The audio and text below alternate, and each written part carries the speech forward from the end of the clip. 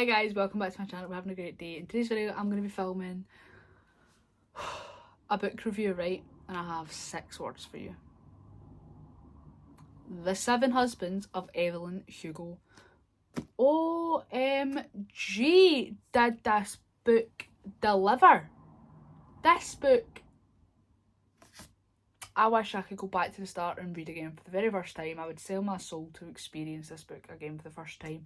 Those who have read it know that I am not being dramatic when I say that, because this was everything. Absolutely everything. And another thing that I like, the fact that was at the end, after the acknowledgements. Now this does contain spoilers, so just leave now if you haven't read it or don't want any spoilers. Because at the very back, after the acknowledgements, they have like topics and questions for discussion. So all these questions, which are obviously about the book, so it's 10 questions or topics that you can talk about, and like I say, to do with the book. So if you haven't read it, it would be spoiling it telling you them. So I'm so excited. Basically, I'm so excited. I love this. I want this book a film. Like, I want it a film right now. I'm telling everyone to read it. Like, I'm honestly telling absolutely everyone to read this novel. And I left my bookmark at the start, like just in the front page here. I'm telling everyone to read it. They all need to read it. It's great. But yeah, so I went through the acknowledgements and obviously the topics that you can talk about, and I answered the questions. So basically we're going to go through the questions and I'm going to give you my answers. So technically we're having a little discussion about it. So first off, I will tell you that this is a 5-star read for me. Might even possibly become a 6-star read. That plot twist, just never seen it coming. And I thought I did. I was like, oh yeah, this will happen. I was just making things up. Nothing I ever thought of happened in this book.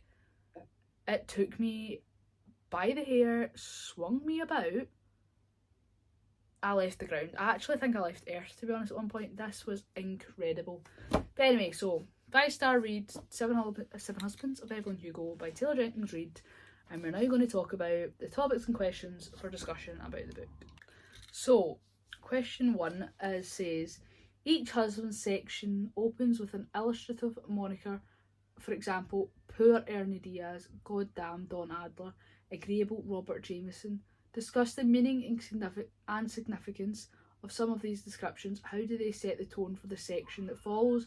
Did you read these characterisations as coming from Evelyn, Monique, an omniscient narrator, or someone else? Now, I thought that was quite good, to be honest. So basically I typed it all on my phone, so you guys know, on the notes. But I thought it was Evelyn, and it sets us up for exactly what's to come, but sometimes we just didn't know the extent of what we were about to encounter as readers, which made the novel exciting. So when I got there, I was like, I think like I'm reading it in Evelyn's voice, or what I picture her voice in my head to sound like. And obviously all of her 7 husbands were named as poor Ernie Diaz, goddamn Don Adler, gullible Mick Riva, clever Rex North, brilliant, kind-hearted and tortured Harry Cameron, disappointing Max Gerard, and agreeable Robert Jameson. And I hope I'm saying Gerard or Gerard right. I have no idea. That was her 7 husbands in that order. See, even talking about it, I feel like I'm going back to it. I can't deal. So yeah, when I was reading the like poor Ernie Diaz, I was reading it as Evelyn, like coming from Evelyn, telling her story. And see, then at times like I was reading this book and I was so invested in listening to Evelyn's story. I actually felt like I was also living Evelyn's life, which I thought was greatly portrayed throughout the book. It's just so well written, and this is the first novel I've read by Taylor Jenkins Reid, and I need to read them all now, don't I, to be honest. So anyway, that was question 1. Question 2, of the 7 husbands, who was your favourite and why? Who surprised you the most? Oh, what a question. So, it's in my notes. These because I finished this book on the 1st of October. This is now the 15th of October. And even though I will not forget this book for as long as I live, I would answer these questions as soon as I'd finished, so my knowledge was all fresh. And that's why I've put it in my notes, so that I could read it when I had filmed this video. Anyway, so those 15 years of marriage with Harry Cameron will always and forever be my favourite part of the book. It was the one where I felt Evelyn was at her happiest and all the characters were.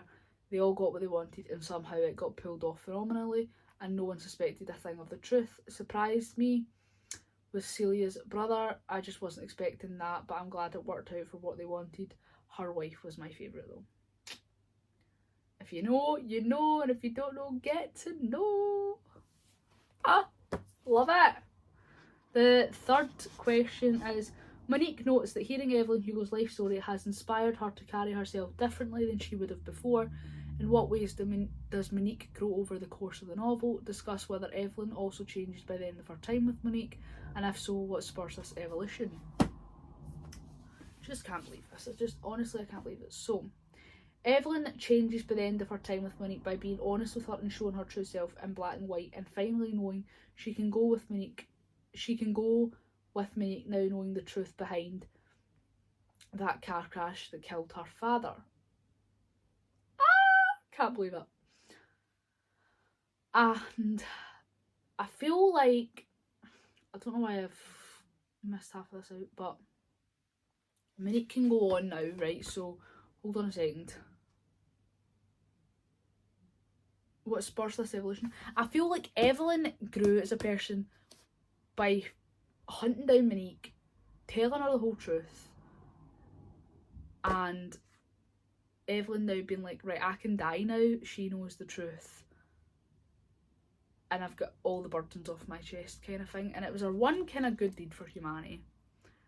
Not that it was a good deed what happened and why that happened, but it was good that she told the daughter how her dad died, so that his daughter didn't go and live in hating her father when he was here.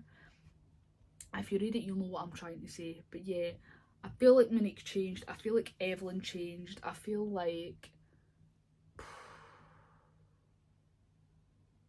it was good. It was good. And that was all I've got to say for the third question. The fourth question, on page 146, Monique says, I have to Evelyn Hugo, Evelyn Hugo. What does it mean to Evelyn Hugo? Can you think of a time where you might be tempted to Evelyn Hugo? Powerful, motivating, and I love it. After reading this book, I do feel differently towards life myself. I didn't want to care too much because life doesn't wait around. And the truth is, you don't have all the time in the world, so be heartless and go after whatever you want because you are here once. And I feel like it kind of does answer that question, but also like it does answer it, but it doesn't really answer it, does it? What does it mean, Evelyn Hugo? I think it just means to have her attitude in life, and if you want something, you don't need anybody else to get it for you. You do it yourself at whatever cost that is. Because even though she had 7 husbands, she needed them all for a reason. For like, she didn't need them, but she used them to get what she needed or what she wanted, essentially.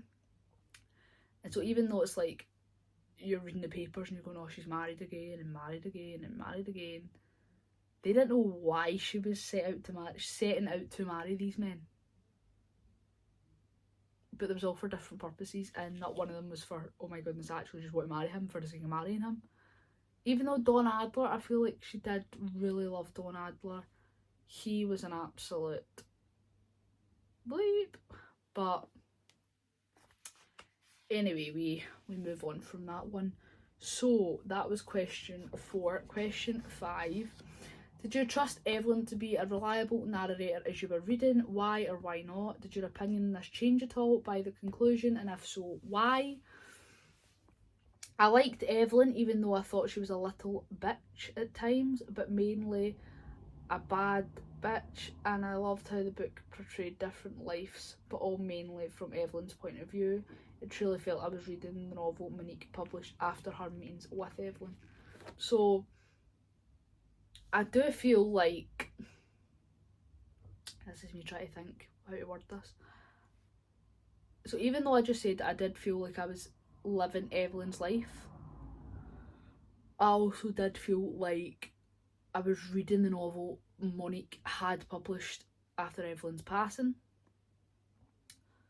But it was kind of like mixed, if you know what I mean, and it was just incredible, incredible, incredible, and I loved it. I don't think my opinion didn't really change at all. I liked Evelyn. She was a bad bitch, quite inspiring. I liked her. Question 6. What role did the news, tabloid and blog articles interspersed throughout the book serve in the narrative? What, if anything, do we learn about Evelyn's relationship to the outside world from them? So question 6, and I wrote, the publicists only knew what Evelyn wanted them to know, despite them not knowing that at the time it was important to have the tabloids mentioned in the book, because after all, they're a huge part of fame. She hated the paps.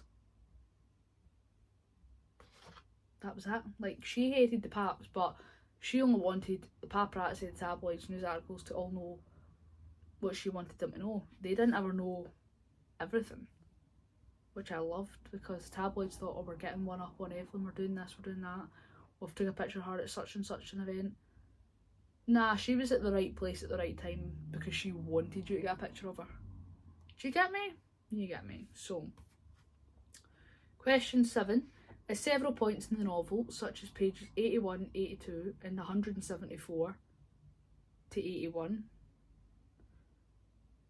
Evelyn tells her story through the second person, you. How does this kind of narration affect the reading experience? Why do you think she chooses these memories to recount in this way? To make it as if you were in that time of her life with her, I truly felt captivated when Evelyn told her story in the second person. It made the reading experience more enjoyable. Basically what I've just said throughout this whole entire video, every time she was talking about parts of her life, like her life events, I felt like I was in her life events, not just hearing her tell me her life events. I felt like I was in her life events. I felt like I was on that red carpet. I felt like I was in her living room when she kissed the TV and chipped her front tooth, and I just felt there, and I wish I was there, because what a life. Could you imagine? Question 8. How do you think Evelyn's understanding and awareness of sexuality were shaped by her relationship with Billy, the boy who worked at the five and dime store? How does her sensibility evolve from this initial encounter as she grows older? To what extent is Evelyn's attitude towards sex influenced by those around her? Evelyn's attitude was that sex was just a chore, something that needed to be done in order to get what she wanted, because they knew no one could resist her. I think Billy taught her a lot and opened her eyes in some ways to say that sex is sacred and not just something to give to anyone for the sake of it.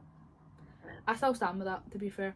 I felt like, even though I did remember Billy, right, but like I didn't remember Billy when I got to this question. So like I did remember, but I didn't remember, and I had to kind of go back to the pages, quickly scan through them, being like, right, okay, now I get what she learned here. So I don't know why I didn't get that the first time, but yeah.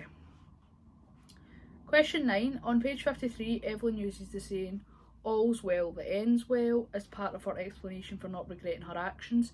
Do you think Evelyn truly believes this? Using examples from later in her life, discuss why or why not. How do you think the idea relates to the similar but more negatively associated phrase, the ends justify the means? So I wrote, I do it because you can't change anything, so no regrets is the best way to live. Sure, there's some things she wouldn't do again, but it is what it is and she can't change that. And to be honest, that's something I say in my life. I have no regrets. Like, I have absolutely I have no regrets. There's stuff in my life I wouldn't do twice. But do I regret doing it? No. Because if I didn't do it, I would never know. And I would much rather try something and know that I wouldn't do it again than never do it. If you get what I mean. So, all's well that ends well, because everything will be alright in the end. If it's not alright, it's not the end, kind of thing. Do you know what I mean? So, Question 10, which is the last one. Evelyn offers some firm words of wisdom throughout her recounting of her life, such as be wary of men with something to prove, on page 76. Never let anyone make you feel ordinary, page 207. And it is okay to grovel for something you really want, page 191. What is your favourite piece of advice from Evelyn? Were there any assertions you strongly disagreed with? Apologies if I have said any of the words wrong, because I probably have. I am terrible. But that's the 10th and final question. And I says, I don't know if I would say disagreed. Sure, there are things I would never do myself, but I understand why she did what she did. And being honest, I don't hate her for it at all. Her one-liners were more or less incredible and solid advice, really, especially in this day and age. My heart broke for her when she lost her daughter. That's something no parent should ever have to do, is bury their child. Even though all the examples give of Evelyn's wonderful advice, my favourite advice from Evelyn was, because other people have nothing to do with me, and that is absolutely true. And that is absolutely true. Like, what your opinion is of me has got nothing to do with me. Like, it has got nothing to do with me. Like, if you don't like me, that's fine.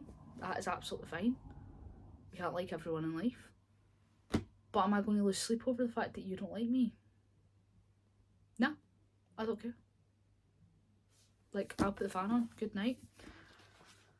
But yeah, that was all 10 questions. So I will put them here. Feel free to pause, read, discuss with your people that you read books with.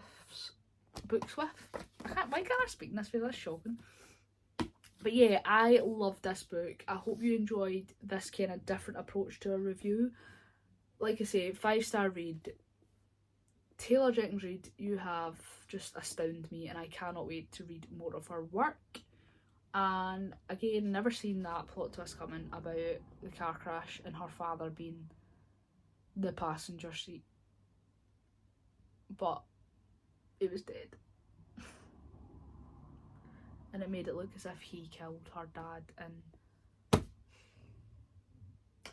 it made it look as if her dad was responsible for a drink drive crash, when in actually it wasn't. It was Harry Cameron. And I still cannot believe he was only the 5th husband. I kind of wish he was the 7th husband and it all kind of worked out, but it's fine. It is what it is. But I totally get why she done everything and how hard it must have been back then for her to be a bisexual woman in that day and age, and how the difficult challenges she faced.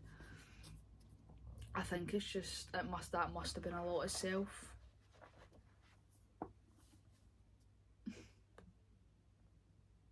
I'm just not over it. I actually sat the whole, like, once I'd finished it, I was like, because I was so gutted that it's finished. Like, I want to go back and reread this book for the first time. And I know I keep saying it, but literally this book's incredible and I cannot stress it enough. Please, please, please, please read it if you ever get the chance, because you will not be disappointed. And if you are, then you need to read it again, because you clearly didn't read it right the first time, because this is incredible. What a novel. And yeah, that's all I have to say, thankfully. I think I've been rambling on, talking enough. But yeah, let me know your replies to some of the questions in this at the end of this book in the comments. I want to hear everybody's different opinions. And don't forget to like this video if you enjoyed this, like I say, different approach to a book review. Don't forget to hit the subscribe button so you don't miss any new videos. And don't forget to turn on the bell notification. Don't forget to turn on the bell notification so you don't miss any time that I do upload. And I will see you in the next video. Bye!